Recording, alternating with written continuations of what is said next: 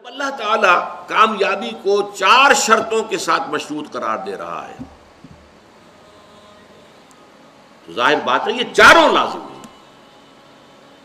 ان میں سے کسی کو بھی کم کر دینے کا آپ کو اختیار نہیں۔ یہ اللہ کا کلام ہے، اس میں شاعری نہیں ہے، اس میں کوئی قافیے اور ردیف کی رعایت سے کوئی الفاظ بڑھا نہیں دیے گئے، اس میں کوئی مبالغہ نہیں ہے، یہ تو ایک ایک حرف اپنی جگہ پر اٹل ہے۔ وَالْعَصْرِ إِنَّ الْإِنسَانَ لَفِي خُسْرٍ إِلَّا الَّذِينَ آمَنُوا وَعَمِلُوا الصَّالِحَاتِ وَتَوَاصَوْا بِالْحَقِّ وَتَوَاصَوْا بِالصَّبْرِ، یہ چاروں چیزیں لازم ہیں۔ اس کو یوں سمجھیے کہ اگر کوئی معالج آپ گئے ہیں، آپ نے نبض دکھائی ہے یا جو بھی اپنا تشخیص ہوئی ہے، اب نسخہ لکھا گیا ہے، اس میں 4 دوائیں لکھ دی گئی، آپ نے اس میں سے اپنی مرضی سے 3 ختم کر دی یا 2 ختم کر دی یا 1 بھی ختم کر دی فرض کیجئے، تو اب یہ نسخہ اس ڈاکٹر کا نہیں رہا، یہ اب آپ کا نسخہ ہے۔ آپ کو معلوم ہے نسخوں میں یہ ہوتا ہے کہ ایک دوا کے کوئی سائیڈ ایفیکٹس ہیں جو خراب ہیں، اس کے کچھ سمی اثرات ہیں، زہریلے اثرات ہیں، تو دوسری شے شامل کی جاتی کریکٹیو کی حیثیت سے کہ اس کا ازالہ ہو جائے۔ آپ نے وہ کریکٹیو نکال دیا تو مارے گئے نا، وہ نسخہ شفا نہیں رہے گا، وہ نسخہ ہلاکت بن جائے گا۔ آپ اس میں سے کسی بھی شے کو ساقط کرنے کا حق نہیں رکھتے، بلکہ اس کے اندر تباہی اور بربادی آ جائے گی۔ یہ بات کیوں میں اس ایمفیسس کے ساتھ کہہ رہا ہوں؟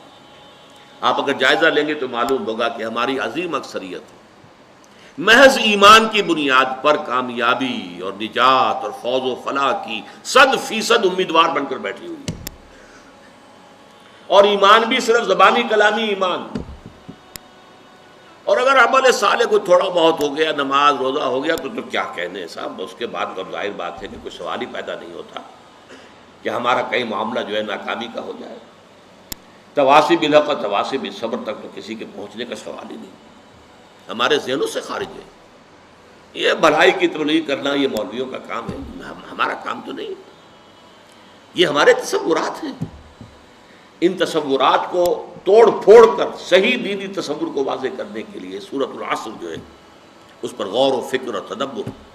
یاد کیجئے جو میں نے پچھلی نشست میں آپ کو اقوال سنائے تھے امام شافعی کے، لو تدبر الناس هذه السورۃ لوسعت، اگر لوگ صرف اس ایک سورت کے اوپر تدبر کریں تو یہ ان کے لیے کافی ہو جائے گی۔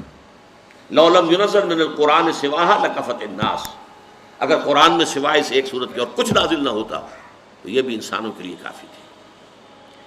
تو پہلی بات یہ کہ یہاں پر کامیابی اور ناکامی کا ایک معیار ہمارے سامنے آ رہا ہے، کاش کہ یہ ہمارے دلوں میں کھب جائے،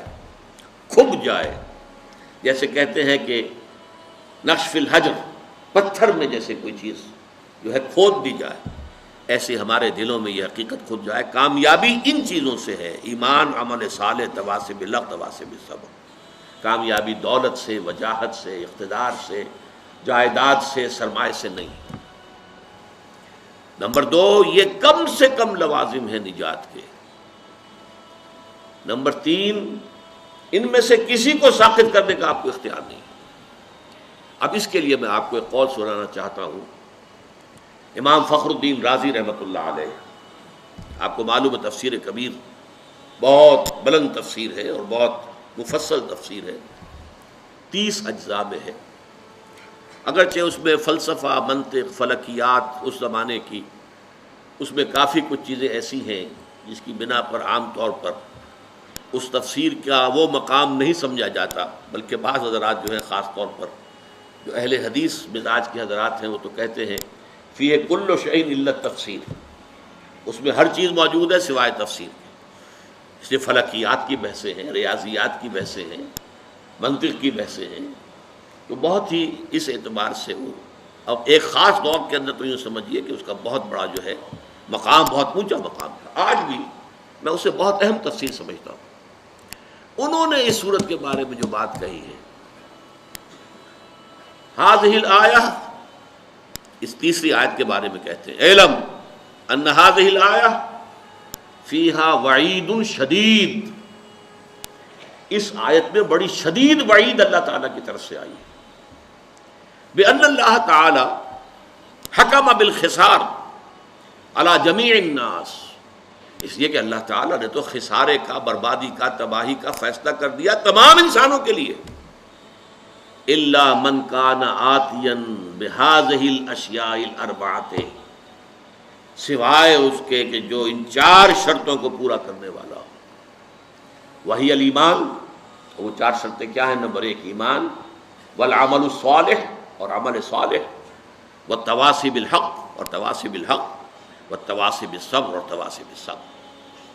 وَدَلَّ ذَلِكَ، یہ ہے جملہ جو ہے دَلَّ ذَلِكَ، اس سے دلالت ہوئی اس بات کی طرف، رہنمائی ہوئی اس بات کی طرف، ان النجاۃ معلقۃ بمجموع هذه الاشیاء، کہ نجات معلق ہے، منحصر ہے ان 4 چیزوں کے مجموعے پر. یہ ہے نتیجہ. منطقی اعتبار سے اس جملے سے یہ نتیجہ نکلتا ہے، صحیح نکلتا ہے، 100% درست ہے.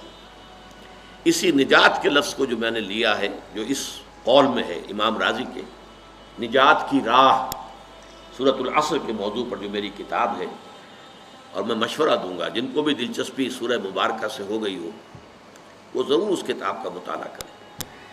اس میں ایک تحریر بھی میری شامل ہے، ایک تقریر شامل ہے. ظاہر بات ہے کہ میں ان نشستوں میں تو ان تفاصیل میں جا نہیں سکتا، اور یہ کہ میری تحریر جو اس میں شامل ہے وہ آج سے 35 برس قبل کی ہے، 36 برس قبل کی ہے. تو ظاہر بات ہے کہ اب اس وقت جو بھی جوش و خروش تھا وہ اب تو نہیں ہے، لیکن یہ کہ جن حضرات کو بھی دلچسپی ہو ضرور اس کتاب کا مطالعہ کریں. نجات کی راہ، سورۃ العصر کی روشنی. تو تیسری بات جو میں نے آپ کو بتائی، چوتھی، یہ 4 چیزیں جو ہیں یہ لازم ہیں، ان میں سے کسی ایک کو بھی ساقط کرنے کا ہمیں اختیار